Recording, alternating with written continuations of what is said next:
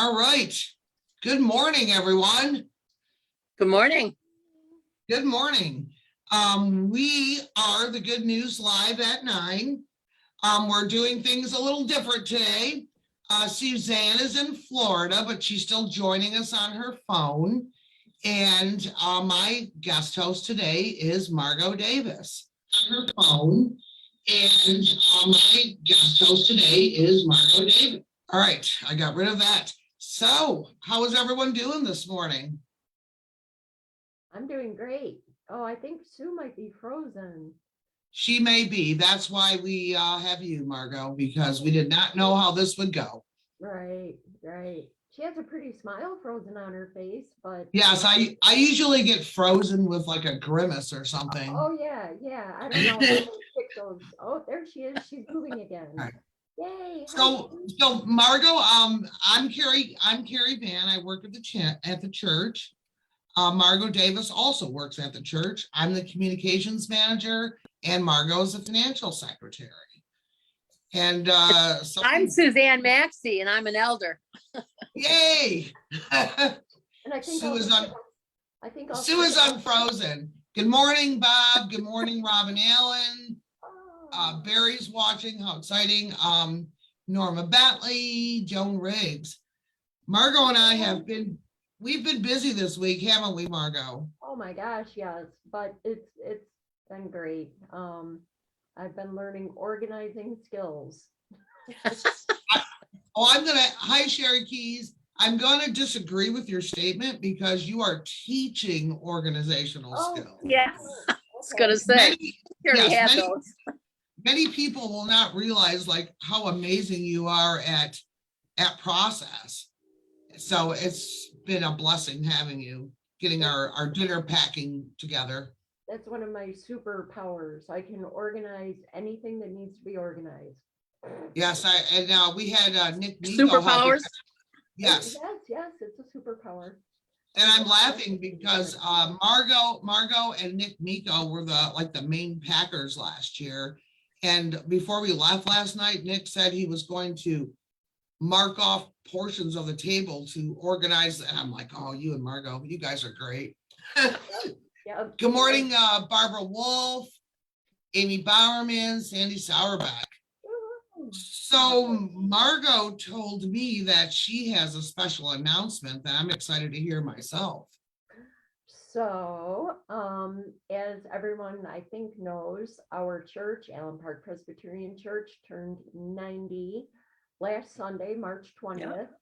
Yep. And so we are going to have a celebration picnic on June 5th. So save the date. Immediately following the service, we're going to have a picnic on the North Lawn, weather permitting. If we have to, we'll move it to the fellowship hall. And so that's all the details we have right now. That's it. All right, so we need to save the date. What is the date again? June 9th, correct? The first Sunday of 5th.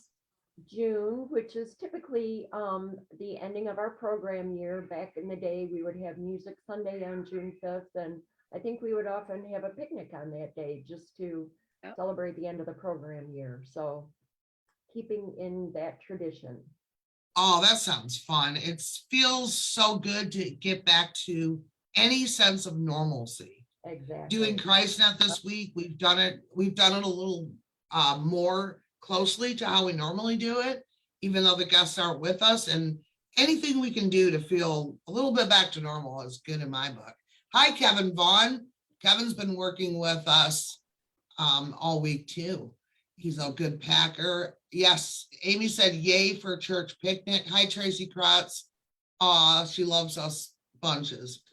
Well, what else do we have going on? Because we have a special guest that we don't want to keep in the waiting room for too long. Right. Let me go through our announcements. I don't have Sue to keep me on track here. We have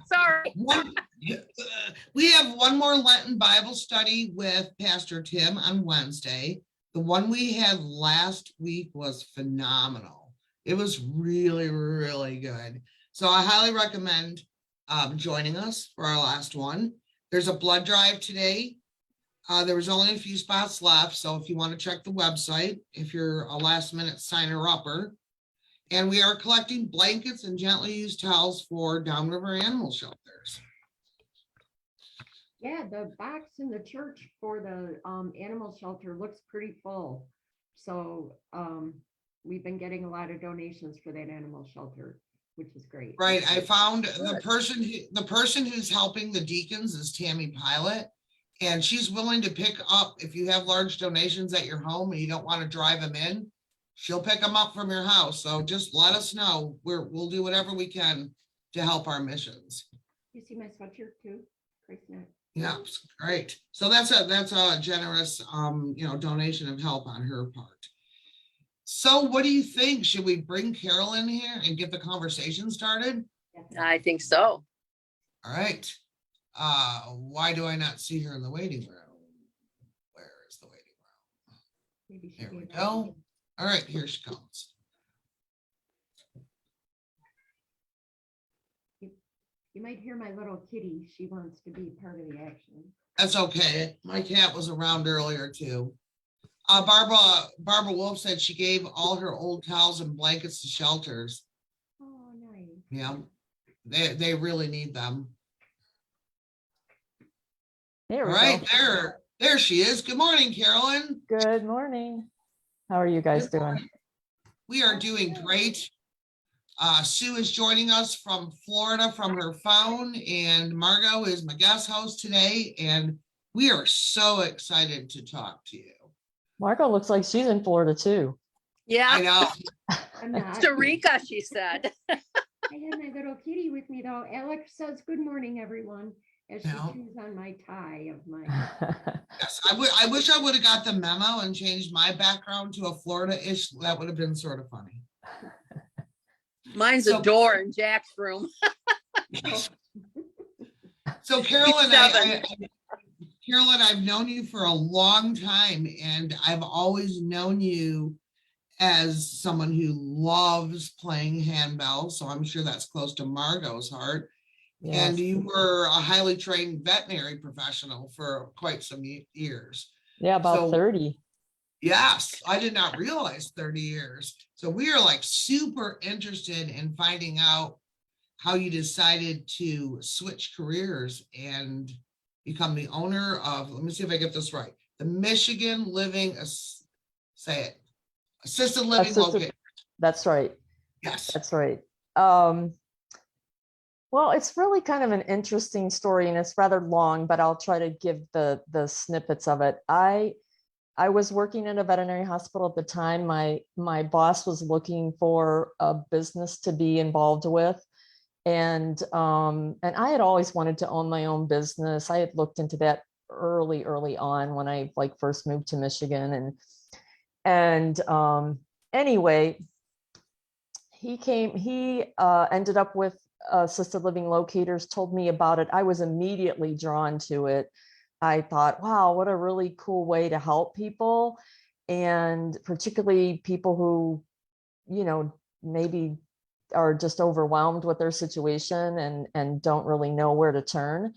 And so I looked into it myself and here we are. So that was almost 7 years ago now. So did your training as a veterinary tech and administrator help or hinder what you're doing now? I do think it helped. It was the medical terminology that I learned as a veterinary technician, and the things like congestive heart failure is basically the same in animals as it is in people. And some of the same medications are used. So there are definitely things that I was able to utilize in my new career that I took from veterinary medicine for sure. And just, although frankly, and I used to run other people's businesses, but it's way different running your own business. So, Oh yeah. yeah. The cool thing is you get to make all the decisions. The hard thing is you have to make all the decisions. Yeah. And Yeah. you suffer all the consequences, good or bad. Exactly. Yeah. So but it's fun. I really enjoy it. Enjoy what I do, and I enjoy being a business owner as well. Well, the caring part has to be part of it, I would think too, because I know you were caring for animals and whatever. And of course, the people that own the animals and all that stuff. So I can see where it would be just kind of an extension of all your training and experience there. So, Yeah, absolutely. I think we used to say in veterinary medicine, like, no animal comes in the door on their own. I mean, they don't, right? They have an owner with them. So it isn't just taking care of the pet, it's taking care of the people who own the pet or caring for the pet. And so the loved one. yeah, exactly. And so while a lot of people think veterinary medicine is not a people business, it absolutely is a people business. Oh, yeah. And or service, or and so translating that to working with people in a different setting is really, it's just the same thing, it's just a little different. Yeah. I can speak to the feeling of being overwhelmed as a family member trying to take care of an elderly parent, my mom, when she was going through her transition of not being able to live at home anymore. And that's so hard on the family. So what you do is so valuable to the family, so helpful. It Right, is hard. Yeah, I was going to say sort of the same thing, Carolyn. When it comes to a point where the living at home is not working out, the situation is become a problem. There's been times when I've talked to people and I've just referred them to you, but I've never really actually asked you, like, how do you do all this? Like, it's like miracles. I mean, so many people speak so highly of you. What's actually involved? Like, what do you have to do? Well, I think it starts with I go to all of the places that are possible places for people to live. And actually, it really actually starts before that, because there are some things that I can do to help people, even if they can still live in their home. And for family members, that process really does start way before they, in some cases, way before they actually might need to move. But then maybe Margo is speaking to that a little bit too, because there was a long time, there was this thing that happened or that thing that happened. And, you as an adult child with your parents, you have to navigate that with them. And so it can be overwhelming even when people are at home. So but anyway, in terms of if somebody wanted or needed to move, again, I go and I see these places and I check them out and I check out their licensing and I do all of that. So I do all that background work ahead of time, so that whenever somebody calls me, I'm already familiar with what these particular places offer, because they are different and most people don't realize that they are different. And so sometimes people will just literally go, oh, well, this one's close by, and so we'll go move mom or dad there. And that oftentimes is not really the right place for somebody to move, and they just don't know it. And I mean, I'm working with a family right now that moved to a place in January, and they actually it was the end of February, and they already have to move again, because I didn't move them there the first time, but they've contacted me since and said, this is not working. And that's really, it's sad that happens to people, because it's really hard to make that move, and to make it again is just disruptive, and it's disruptive for everybody. So yeah, so that's what I try to do, is not we try to make one move if we can, one big move, so we don't have to do that again. Right. And I know it's particularly difficult when you're dealing with someone with dementia, anytime there's a change of any sort. And I was reading your bio, and it says that you're certified in dementia care too. That is a huge benefit. Yeah, For- we actually, so my organization, I'm part of a franchise organization, and we were the first franchise organization in placement, in assisted living placement, where all of us are dementia certified. So there's a couple of different programs that do that, but most of us did one particular program. And it's like I think it was 2 days of, we did it right at the beginning of the pandemic. So we're like, well, what else do we have to do? Let's just do some new training, right? So I think it was 2 full days of training. So just a lot of different factors about, what dementia is, how it portrays itself in various ways in individuals, and the effect that it has on the family, because that's one huge thing about dementia, is that it's not just that person going through it, it's everybody else that they're around that don't understand maybe to begin with what's going on. And even when they have a diagnosis of a particular dementia or some sort of cognitive decline, it's still hard to maybe kind of wrap your brain around that and your heart around that, and deal with that on a day-to-day basis. It's really difficult. Yes, I lived through that with my dad, and it was years of very, very difficult. And then everyone has to do what they have to do. They have to work, they have to go to school, you have to care it. It's a very difficult situation.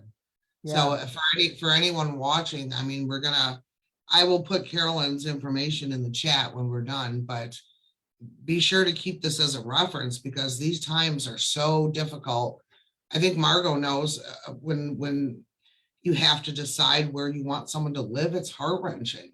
And you don't want to make 2 moves, right, Margo? Like you want to find the right place the first time. Yeah, I was gonna say the 2-move thing is just awful. It adds that added pressure. So how did your job change when the pandemic hit? I can't even imagine how you had to adjust to that. Well, in some respects, it didn't change really at all, and in other respects, it did. Like there were places that weren't allowing any tours, so that was really hard for families to literally have to be in a situation where their family member couldn't live at home any longer. They had to make that decision, and they had to kind of do that sight unseen. So that was the good thing. What I was telling people at that point was the benefit that you have of working with me is I've been inside these places. I've met the people that are there. So I can give you my expertise about my experience with them, and I can help you figure that out. Definitely better than you would be able to do on yourself by yourself if you're not even going to be allowed to go in there, So I mean, a lot of that has been relaxed. Of course, tours are now being done, and you can visit now and things like that. But early on, all of that, I mean, all of us were locked down, right? So we really weren't supposed to even go anywhere. So yeah, it was really challenging. The other thing that really happened a lot with that lockdown is there were people that were already living in senior living somewhere, and they already had some cognitive decline, and the sudden change in routine for them, that they no longer went to the dining room for their meals, because meals were being served in their apartment, etc. Things like that were really difficult for some of those people, to the point where they had a sudden decline in their cognition and were needed to move. I did a lot of those kinds of moves in like May, June, July, August of 2020, because those people were really struggling with they couldn't live where they lived any longer because that situation we were all put in, unfortunately, really affected them, and their cognition. And yeah, so it was hard for families to see that happen so quickly. It's hard. So what kind of options are there? Like group homes or big facilities, and what kind of questions do people, I mean, going in, I wouldn't have any idea what to even ask. I mean, go look at a place. Oh, this is pretty, but what, what? I mean, Right, what does mom exactly. need? What does dad need? What kind of questions do you get asked from the families, or what questions do you ask the families because they have no idea what to even ask? Yeah. And I do. So when I first speak with a family, I have an entire page worth of questions that I ask them, because the more that I can know about what's going on with the person who may need to move, the more I can help figure out what are appropriate places. Because like I mentioned earlier, they're all a little different in what they can do or are best suited to do. And so, and even if they, like, take memory care, for example, even if somebody really does need memory care, there are different forms of memory care as well. And most people don't know that. And so they don't realize that there's more than one option. And it's great to have more than one option, but it also means you have to figure, like, you've got that process to figure out too, right? So choice is great, but then you have to decide, right? So so I help people do that. So I help that whole process that I do. It's kind of a discovery process, sort of a mini assessment. I'm not a nurse, I'm not a social worker, but I do know a lot of medical questions to ask and things like that. So I'm getting a really good picture of what are their physical needs, what are their social needs, what is the family looking for, what do they think this person would, what kind of environment do they feel like they would do better in. And most people have a decent idea of what that is about their loved one. Like, they'll tell me, well, my family member isn't really, like, they're not very social, they're kind of alone. Somebody just yesterday, well, he's kind of a loner, so he really isn't going to be going to bingo and all that kind of stuff. And so, okay, well, then that helps me to understand where is a better place for him. Or we have well, my mom is the social butterfly, and she, like, is here, there, and everywhere, and she's going to try to organize this group for that. And okay, well, then that's another whole situation, right? And so those are the things that I help to figure out. Well, where are the places that can suit that person's needs the best? And when you do all of that, then you really don't, it really minimizes the chances that you're going to have to move again, because you've already made them the right fit to begin with. Norma Bentley says, what a wonderful service for people during a very difficult and stressful time in their lives. Thank you, Carolyn. You're welcome. And here's the best part. You don't pay me anything. My service is free to family members. And that's the real, well, it's one of the nice things about what I do. It's always a surprise to people. They're like, well, how much do I owe you? Well, no, like, or how do we pay you? No, that's the cool thing. You don't pay me. So I get paid by our financial model, so to speak, is all of the different places provide referral fees to people like me who bring them residents. So it's very, very common in the industry to provide that fee to somebody like me who's a professional who brings them new residents. So it's kind of part of their marketing budget, or however you want to call it, but that's how I get paid. So it's great Wow. for families because they don't have to shell out any more money than, in fact, a lot of times I can actually work with the places and negotiate a better deal, or negotiate, maybe we can, not pay this particular fee. So oftentimes, not only do families not pay me, they actually can pay less because they're working with less at the place, because I can sometimes help them negotiate that. Wow. I had no idea. Like this is like a no-brainer when you need help to call Carolyn, because Becca Carlson, I appreciate everything Mrs. Marengere did for my family and I. Oh, with hearts. Yeah. Thank you, Becca. Do you I have know a- you helped with a family member for them as well, and they appreciate it very much. Hey, Carolyn? Yeah. Yeah. Do you have a territory, a particular territory that you work within the state of Michigan, or? how does I that- do. I have actually 3 territories that I own, and then I actually work outside of those territories as well.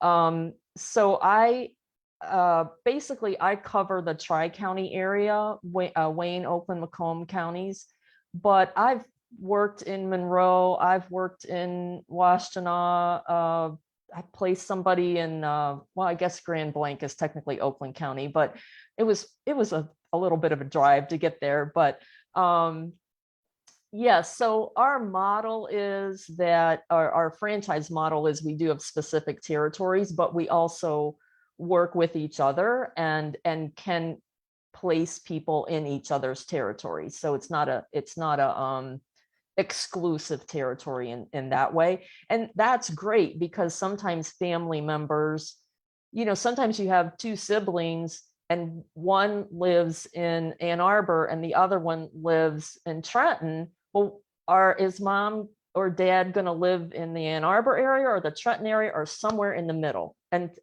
every family is different how they decide that.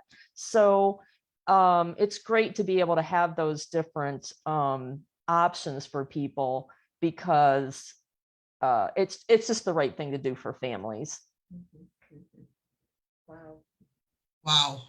So Carolyn, I do a lot of congregational care, and I know that that's something that's always in your head and your heart. So what do you do after a week of, I know you have to hear a lot of things that are difficult. So what do you do to relax? Or I know what you're probably going to say, but maybe you'll say something else. Besides play handbells? Yes. I actually I walk every morning. And I used to walk in the evenings, but morning is far better now, particularly now that I can make my own schedule and I don't have to be at a particular place at 8 o'clock in the morning, except maybe my home office. So, and I do work out of my home. I don't have another office, so that makes it really easy. So So do people come to you, or do you go to them? generally I go to them. Yeah, people don't come to my home. My home office is literally, it's not like a therapist might have an office in their home. It's not like that at all.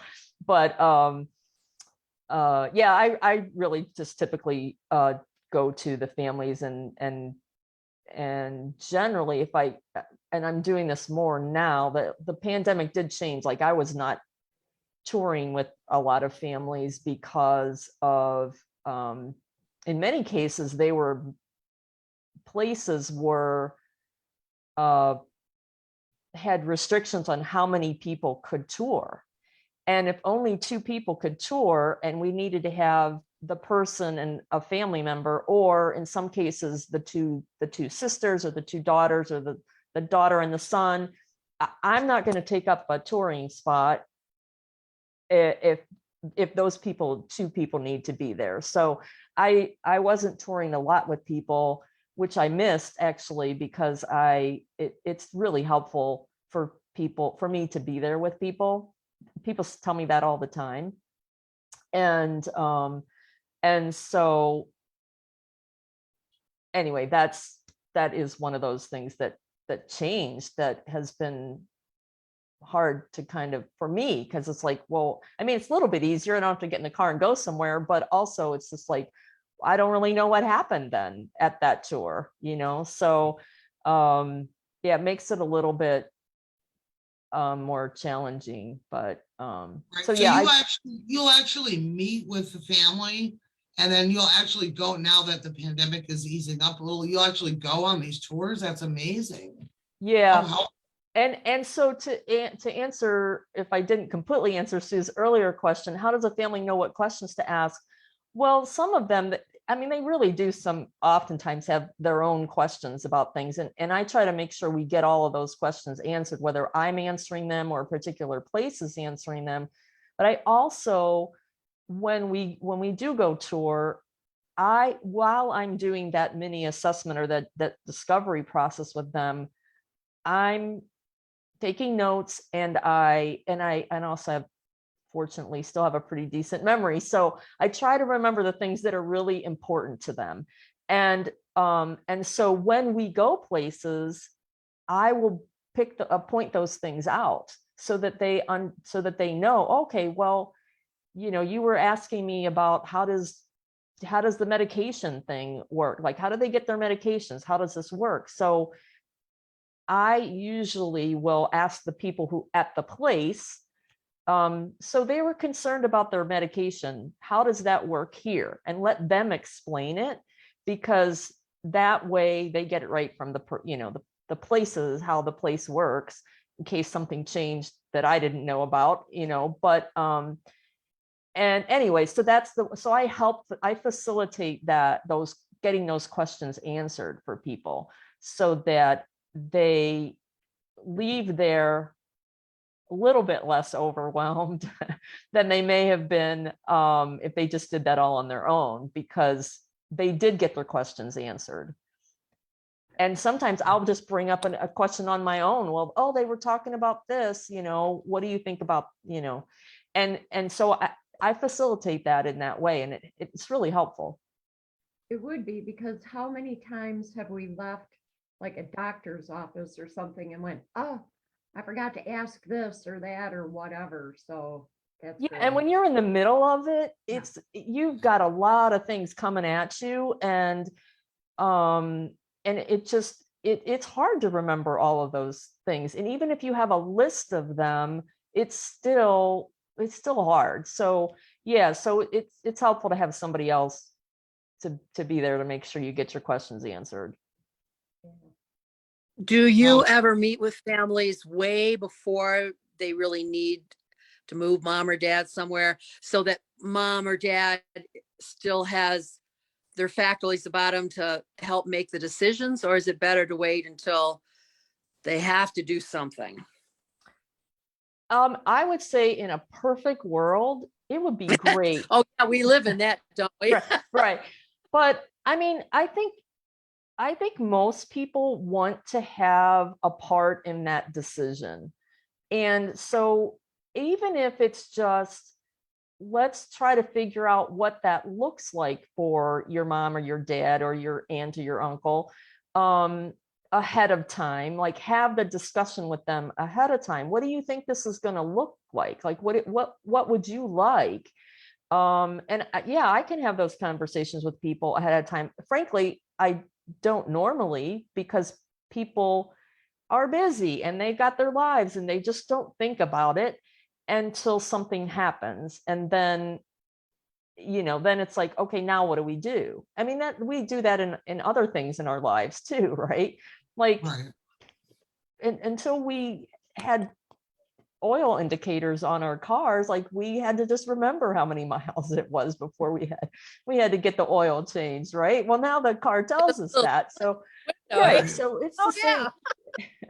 It's, or just our own doctor's appointments or whatever, so if we, so it's the same with anything else. But it's hard when you're in a situation where you didn't expect this to happen, or you weren't sure what was going to happen, but you knew someday something was going to happen, right? Yeah. And so yeah, it is good to have that conversation ahead of time.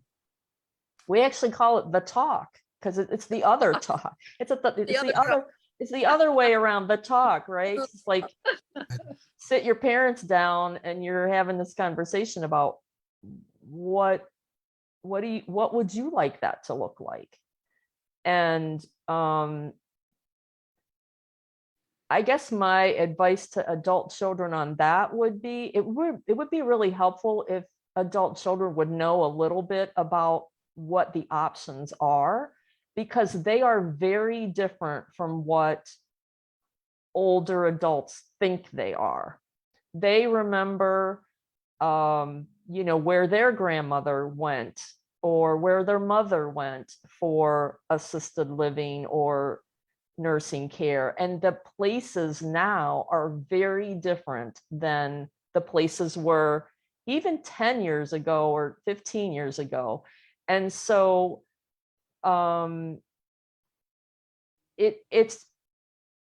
they might, and actually probably what you sit down and you have that conversation there, most people are going to say, well, I want to stay in my home. And of course they do.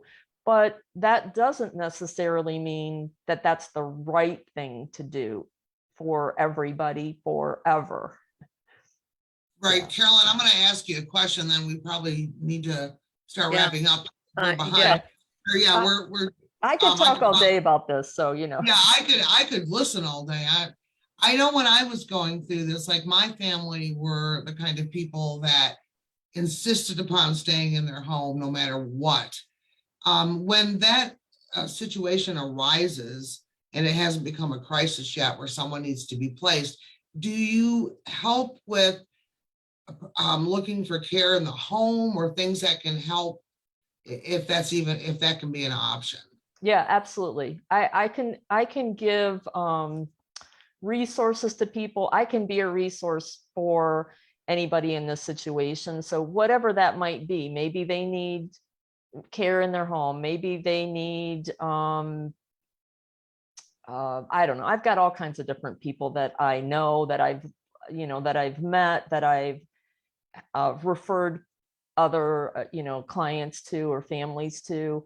And so a lot of different options. The other thing is I also know the different financial the ways you can pay for these things. And there are different programs that are available to some people and to others, depending on what their situation is. So which that's the other thing. A lot of people think, well, Medicare is going to pay for assisted living, and sorry, this is the hard news, is Medicare doesn't pay for assisted living.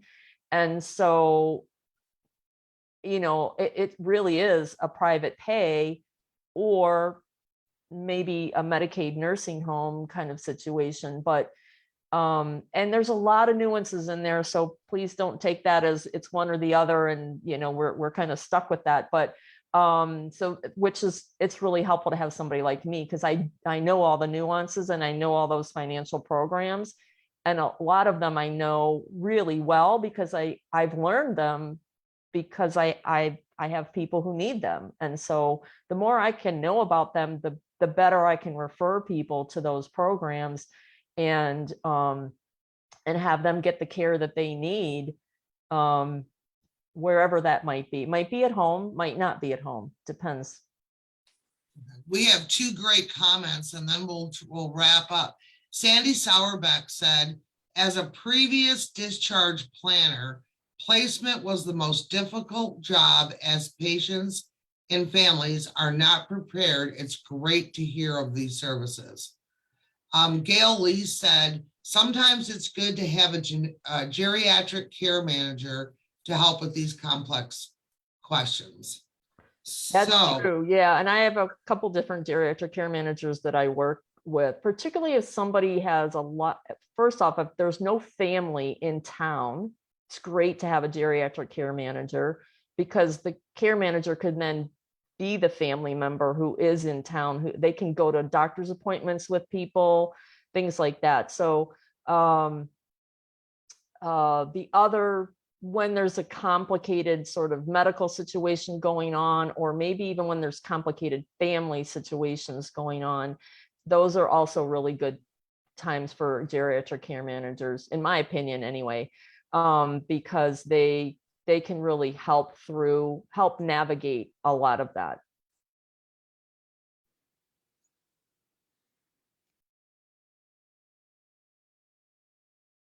I think we're good, right?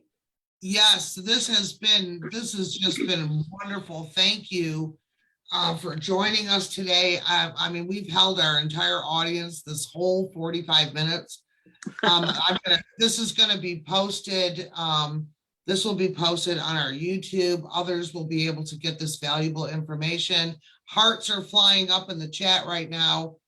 Many of us know Carolyn, but may not have known about her career change and how beneficial she can be.